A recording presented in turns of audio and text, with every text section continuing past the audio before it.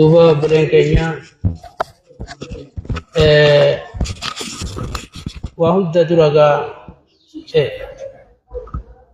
garabbiin imaana namaa kannee wanni guddoon jabduun nagaya nama godhudha. Akkuma maduraas dubbachaa turre nagayni yoo jiraate nagaya qabaannee asitti walitti deebi'uu dandeenya. Eega somma nagaa akkasi baanee ammaas kunoo iidagaa rabbiin keenya subhaanahu wa ta'aalaa torbaan irraa nu godhee guyyaa jabaa guyyaa jummataa walitti deebinee kanaaf gabbileen keenya namni rabbi amanee gorsa irraa hin quufu ilmi irraa hin quufu hanga booddi isaa jannata taatutti. Kanaaf akkuma gaamma silkiin tunuu yoo ifaa guyyaa tokkotti guuttannee guyyaa birootis barbaaddu ta guyyaa irraa barbaaddu ta torbaan irraa barbaaddu ta guyyaa lamaa sadii bultee barbaaddu qalbiin keenyaas akkasumatti gorsa barbaaddi. Gorsa kuni nyaata isiiti, vitaamina isiiti, jireenya isiiti. Kanaaf rabbi subhaanahu wa ta'aalaa wazakkir fa inna dhikraa tanfa'ul mu'miniin. Gorsuun kee nama rabbi amananii fayyadaa rabbiin nabi Muhammadiin jee jechaadha. Namni guddaa bu'aa irraa buufatu nama rabbii fi amanee guyyaa borootti amane. Maaliif karaan kuni waa hedduu keessa jira. Karaan rabbiin nama geessu, karaan guyyaa boroon nama geessu suni eeggachuu fedha. Waan namarraa balleessu jira, waan namaa tolchuu jira. Kanaaf obboleen keenya ogummaan du'aa gorsuu barbaachisaadha. Dandii qalbiidhaa wanni namarraa haqu gorsa. Gorsi jiraachuu qaba. Gorsa fudhachuu danda'uu qabna. Bakkatti fudhannullee qabaachuu qabna. Nuti guutamne yoo jennu taane warreen nuti guutamne jee hundi isaanii ummata rabbiin hare. Ilaala quluubunaa gulf qalbiin teenya qolloffiidha. Waan keessa jiru turratti guutamteen dhageenyu warreen ja'an rabbi subhaanahu wa ta'aalaa orma qalbii isaanii qollofamte jeen bal taba Allahu alaihaa bikufriin rabbiin kaafira jeeyyan jara akkas jehu sun jara nuti guutoodha homaa fudhachuu hin dandeenyu qalbiin teenya waa takkan fudhattu jee sun rabbi subhaanahu wa ta'aalaa quraana isaa keessatti kaafira jeen.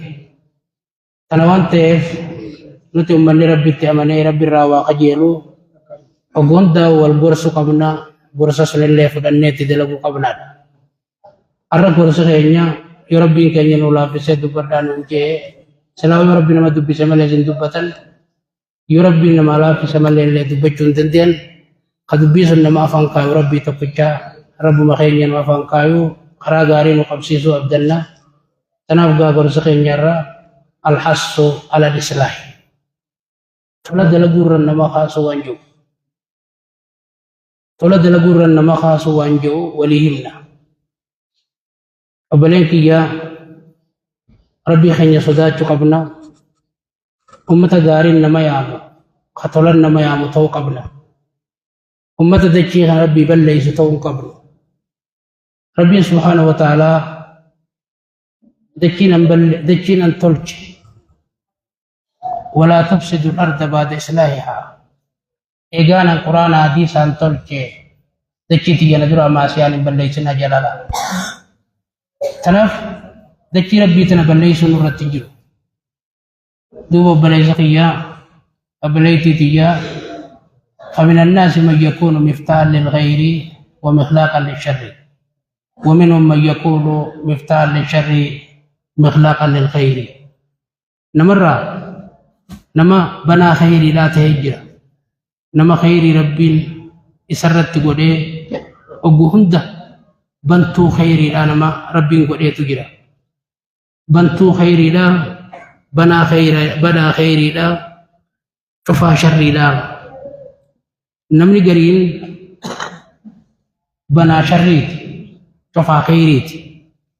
Kanaaf nuti maaltu ta'uu nu barbaachisa lameen kanarraa nama khayrii banu, ka khayrii cufu, nama khayrii banu hamtuu cufu ta'uu nu barbaachisa jechaadha. Nama ogguma hunda khayriin isaan banamtu dhala sun ta'uu nu barbaachisa. Rabbiin subhaanahu wa ta'aalaa quraana isaa keessatti dubbatee وإذا قيل لهم لا تفسدوا في الأرض قالوا إنما نحن مصلحون ألا إنهم هم المفسدون ولكن لا يشعرون. Orma munaafiqaa ogguudha isaaniin jaame dachii rabbiin balleeysinaa ogguudha isaaniin jaan qaaluu ni jaan jaa innamaa nahnu muslihuun nuti dachii rabbii tolchoodha malee balleeysoo miti janii jaa alaa dhageyaa innahum humul mufsiduuna walaakin laa yashcuruun. Isaanuma warri dachii rabbii balleeyse nuutu balleeysen beeyne malee rabbiin subhaanahu wa ta'aalaa lala. Kanaaf dachiin rabbiitun maaliin baddi? Dachiin rabbiitun maaliin tolti? Kana beekuun nurra jiraa beeka. Dachiin rabbii irra ta'aadhaan tolti. Waan rabbiin dalagaa jee tanaan tolti. Waan ammoo rabbiin irraa dhorkeen baddi. Baduun dachiitun akkami? Yoo ka jennu taane balleeysa qiyya lala. Baduun dachii yoo jenne roobni dhabamee jiruun hammaattee wanni silaa gurguratan raqiftee magaalaan dhabamtee jireenyi dadhabamee namni afuuffatee dalagaan dhabamtee qaceeltumaan dhabamtee namni kuni akkanumatti qinqii keessa jiraachuu kanaatu dachiin baduudha. Lalaan dachiin toluun roobni jiraatee lafti hawaama jedhanii zariin bareeddee diin kun jiraatee jaalalti jiraattee namni kun wal tahee tokko tahee wal dhagahee wajjin yaa'uun kun dachiin rabbii tolaa deemti beeka. Kanaaf oboo dachii rabbiin balleeysinaa obbuu jedheen uummanni munaafiqaa nuti bar dachii rabbii warra tolchuu malee warra balleeysuu miti jedhanii. Oggosi rabbiin subhaanahu wa ta'aalaa dhageeyaa ji rabbiin isaanuma dachii rabbii balleeysee isaanii tun beeyne malee ji rabbiin subhaanahu wa ta'aalaa. Oggoo kana maal nu ibsa rabbiin haa ta'anaan waan rabbiin dachii tanaan tolche nu ibseeti waan isin badduun illee rabbiin nu hime jechaadha. Kanaaf ammas deebi'ee rabbiin subhaanahu wa ta'aalaa wallaahu ya'lamul mufsida minal muslih. Rabbiin nama dachii isaa balleeysu nama dachii tolchurraa ni beeka ya rabbiin. Maaliif ni beekaan kun wanni nuu kan itti beeka abbalee kiyyaa galata godhaaf jechuudha. Nama cufaa dalagaa isaatiin galata godhaafiidha. Nama dachii rabbii balleeysus badii isaatiin nama dachii rabbii tolchus tolcha isaatiin galata godhaafiidha. Kanaaf obboleessa kiyya obboleettii tiyyaa ogguma hundaa'u yeruma hundaa'u bakkuma hundatti wanni nu barbaachisu nuti ummata gaarii banuu qaamtuu cufu ta'uu nu barbaachisa. Har'a gaarii banuu jechuun meeqami? Kaatee gama gaarii nama yaamu. Gaarii obbuu jennu bara obboleessa kiyya gaarii tana fahamuu qabnaa beeka. Gaarii addunyaa haa taatu gaarii akhiraa haa taatu lala. Aboo nama tokkoon obboleessa kiyya ka'ii dalagadhu yoo jette har'a gaarii yaamtee beeka. Yoo ni fi ka'ii salaati jettees gaarii yaamte. Lakkii kanumatti ani tiyyumaan beekaa yoo jettee deemte immoo rabbiin subhaanahu wa ta'aalaa ija silaaluun qaba jechaadha. Kanaaf yaa obboleessa kiyya karaan tolaa kuni hedduu namni immoo muslima tahee qooda keessaa qabaachuu qabaadha. Hanga dandeettii isaatiin amma namni rabbi amane karaa tolaa kana keessaa qooda qabaachuu qaba qullaa irraa jiraachuu qabu jechaadha. Kanaaf karaan tolaa sun maal faadha? Karaa qooda qabaachuun nurra jiru sun maali jennee baruu qabnaa beekaa. Yoo kanuma jumlaa kanneen dhiifne namni kun gariin beekuu hin danda'u. Yommuu addana baabaafne namni rabbiin keessaa qooda hannuuf kan inni illee silaa tattaafatee qooda sun fudhatu hin dhabamu jechaadha. Tokkoffaa gama gaarii nama yaamuun hamtuurraa nama dhorkuun gaariin nama ajajuun ilmii nama barsiisuun waan rabbiin si barsiise ilmii tan nama barsiisuun irra guddaa sababaa irra guddaa karaa tolaati jechaadha. Har'aan tan obbolee kiyya nama hedduutu gaarii yaamuu barbaada laala.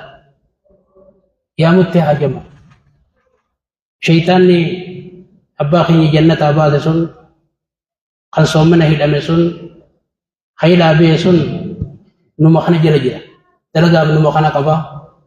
Karaa khayriiraan maysuudhaaf barnoota irraa boodan waansuudhaaf. Kanaaf nuti daawaa tana keessaa qooda qabaachuu qabna.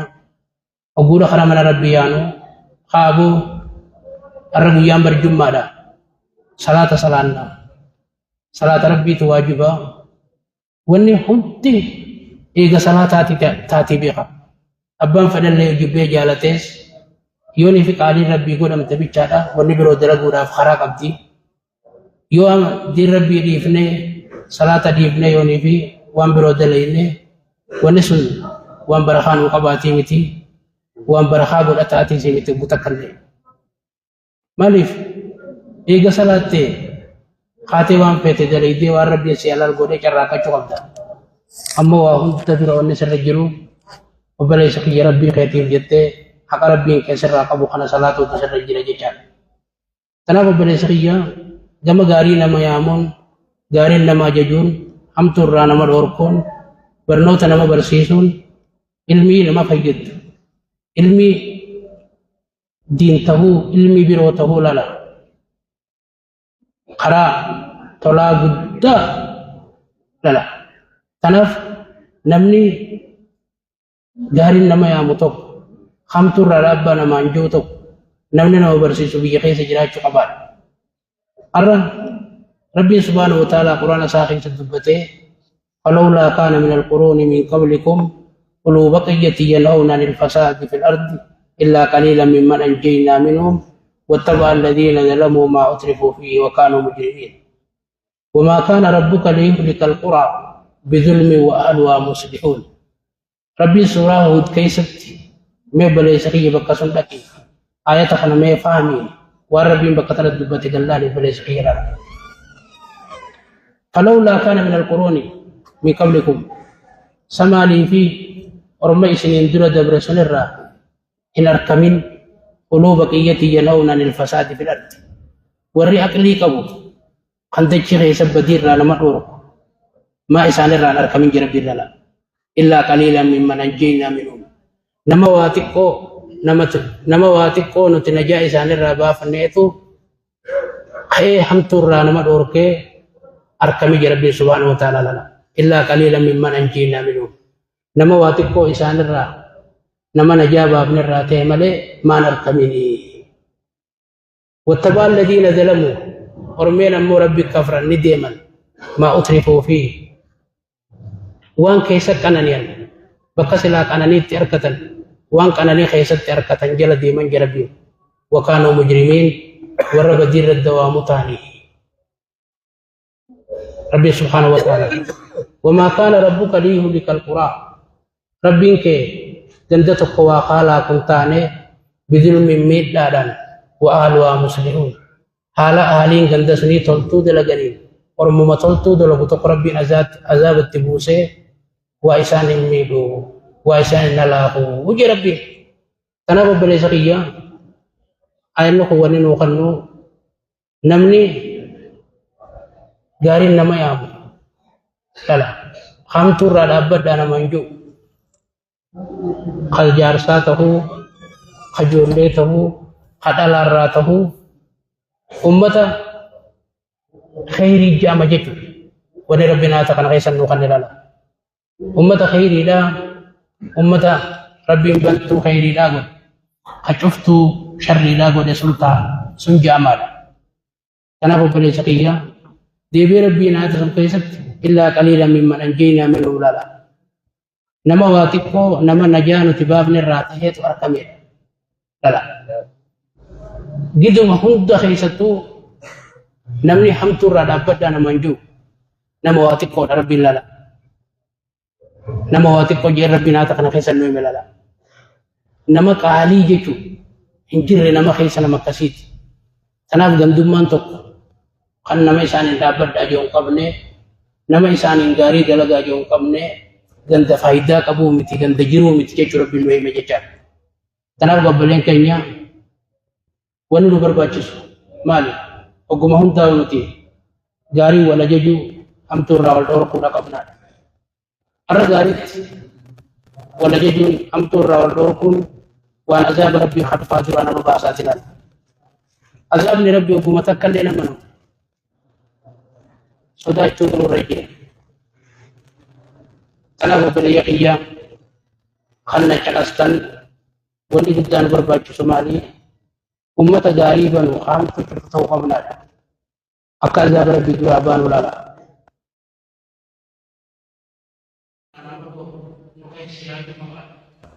Ummanni akkasii nu keessa jiraachuun nuti najaa bahuudha jedhama, halaaka duraa bahuudha jedhamaadha. Kanaaf gabbaleen keenya rabbiin ammas deebi'ee quraana isaa keessatti maal jedha? ولتكن منكم أمة يدعون إلى الخير ويأمرون بالمعروف وينهون عن المنكر وأولئك هم المفلحون. هاي سن الرار كم توجا أمن نجارين نما يامو خمتور رانا دوركو خجارت نم أجدو خنمتور رانا دوركو هاي سن الرار كم يجا وأولئك هم المفلحون. أرمي كسي أرموان بربادي أركته وان صدات درابه ربي سبحانه وتعالى. الرجل دنا غيث تيجي وجاء آخراتيس وني بربان الدجرا بها وني صدانو سدجرا وني وان برباد النم أركتشي سو بلي سخي لا أكو ما فيت استاتي أتي يو غاري الدنيا برباد ديس أتي خراني تلاقيتم كرم ربي دبته خنا تعملي خراب روتا كلني توبيخا تناف يوني نمدتشي قطتاتيس روب ربي خير أركتشون كام سلات صدات درابهون أبار درابهون خراخمين تهار بين أسسين لا يو غاري ولا جنيه هم تورا والدور كني نخيس نملي غاري نما ججو نما هم تورا لابد أنا منجو يجرات نتي أمة غاري سلابر بادسون أركته هم تو سلا صدات درابه تانا جكان كنا ببلين كيا غاري ولا ججو قبنا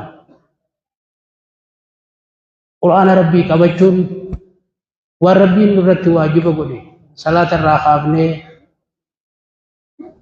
دوبا وربي واجب نرقود دلقون مال جامع نمشي قرآن ربي كبتي وربي نسر واجب قولي دلقي نما طول دلق مسلح نما قصيد جامع جتو نما تلتو دلقو جامع لالا ربي القرآن ساقي سدبته والذين يمسكون بالكتاب وأقاموا الصلاة إنا لا نضيع أجر المسلمين.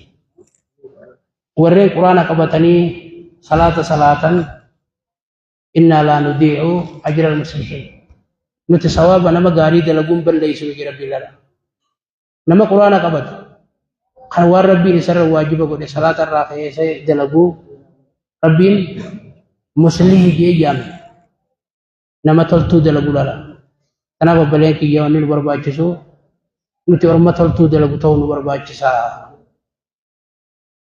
Toltuun tun beekaa gaarii addunyaa tana keessatti yoo dheefi nama tokko kan carraaqannee kan dalaganne tokko garree aboo hayii dalagadhu yoo jenneen dalagarra yoo wal kaafne dalaguma addunyaa tanaa toltuu jaamti. Yaamuruuna bilmaaruufi sun amma gaarii sun beekaa yoo gaarii addunyaa taates tan akhiraa taatus gaarii diinii duniyaa tan hundinuu gaaruma jaamti jechaadha. Kanaaf orma gaarii wal jaamu hamtuu irraa wal dhorku ta'uu qabnaadha. Maaliif wanni gaarii dalaguun nu barbaachisaa ta'e obboleessa kiyyaa? لأن الأرض تؤمر بالطاعة دكينتن طاعتنا جراجرمت وتكسر خيراتها خيرين دكيلا والنهد دماتون طاعة ربي فيه الريوني في نتيقو ولي قال له من ربي خينيا قولنا صلاة الجماعة جبيسنه دين برجو جبيسنه أقسم دلقة جوداس دي ربي نقول دلقنه غاري ولا جني دكين تنجراج كم تبيخا يوخنا انتهين دكين ربي أنا دينت خير سيتي كاتشا دينت كي خير سيدا لا Arra khairin dachidha maal yoo jenne dachiin tun mayra nama magarsuun khairii isiiti. Akkasuma firii namaatti godhuun khairii isiiti. Roobni jiraachuun khairii isiiti. Wanni namarraa ati galtee silaa dalagatte sirraa bitamtee bu'aa irraa argachuun khairii isiiti. Ilmaan ati dhagalte sii qajeelee ati ilmaan kee kanatti hafuura